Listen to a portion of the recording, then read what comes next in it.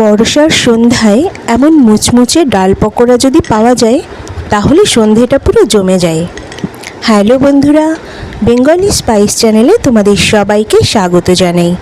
আজকে আমি তোমাদের জন্য নিয়ে চলে এসেছি মুচমুচে ডাল পকোড়ার রেসিপি।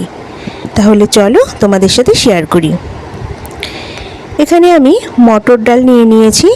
আমি 4-5 ঘন্টা ডালটা ভিজিয়ে রেখেছিলাম। এখন জলটা ঝরিয়ে নিয়েছি।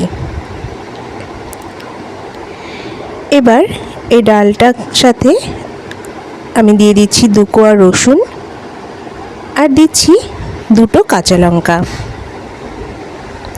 তোমরা যেমন ঝাল খাবে তেমন লঙ্কা অ্যাড করে নেবে। এবার ডালটাকে খুব ভালো করে পেস্ট করে নেব, তবে মিহি পেস্ট করব না, দানা দানা থাকবে, তাহলেই কিন্তু ডালটা যখন মুখে পড়বে ভালো লাগবে। এবার মিশিয়ে দেব স্বাদ মতো নুন, পরিমাণ মতো হলুদ গুঁড়ো, দিয়ে দিচ্ছি গোলমরিচের গুঁড়ো আর বেশ খানিকটা ধনেপাতা কুচি।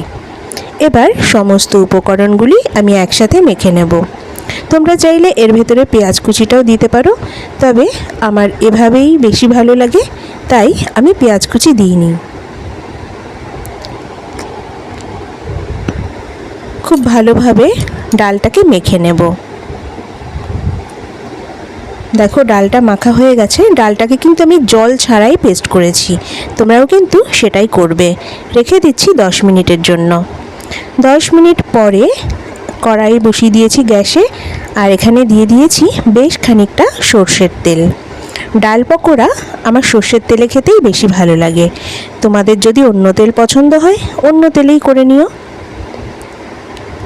এরপরে ছোট ছোট আকারে ডালের পকোড়াগুলো আমি তেলে ছাড়বো।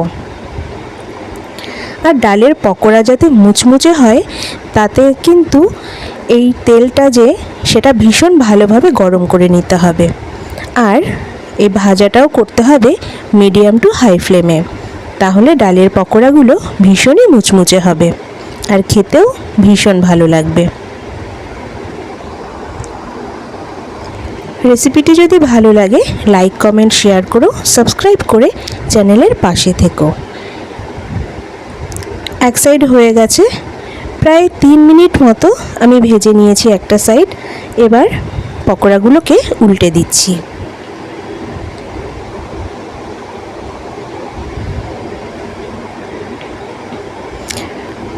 রেসিপিটি তোমরা বাড়িতে অবশ্যই ট্রাই করো, ভীষণই ভালো লাগবে।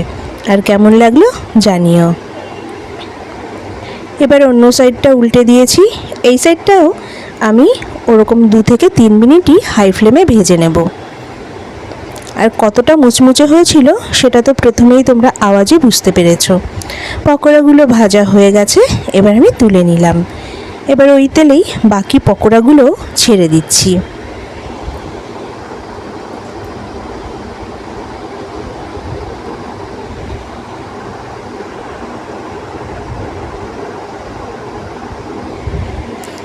ব্যাস, পকোড়া ভাজা শেষ।